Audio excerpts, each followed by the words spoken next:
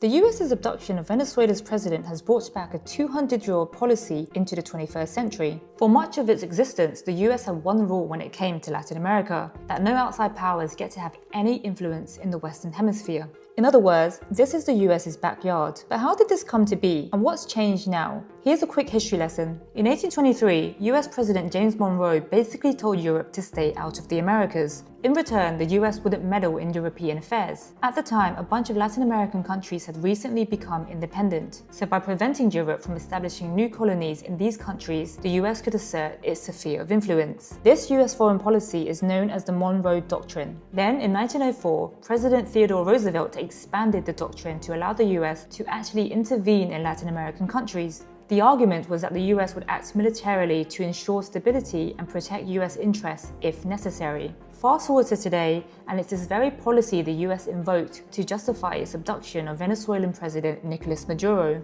And now that policy appears to have been given a new name.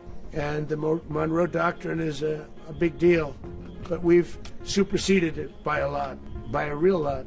They now call it the Donroe Document, I don't know. The Donroe Document, or Doctrine, is President Donald Trump's reimagining of the 19th century policy. But instead of Europe, Trump's version appears to focus on blocking Russia and China from gaining influence in Latin America. Russia, for example, has supplied Venezuela with military support for years. China, through its massive Belt and Road initiative, has become a top trading partner in the region. But with the so-called Donroe Doctrine spread, and where? Trump, for example, has made comments about Colombia and its president. Colombia is very sick too, run by a sick man who likes making cocaine and selling it to the United States. When a reporter asked if the US would launch a military operation against Colombia, as it did with Venezuela, Trump's response was, "It sounds good to me."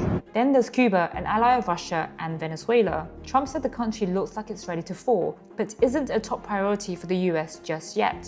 And the US president goes even further than just Latin America. He's already been talking about taking control of Greenland, an autonomous territory in the Kingdom of Denmark. In an interview with The Atlantic on January 4th, Trump said, "We do need Greenland, absolutely.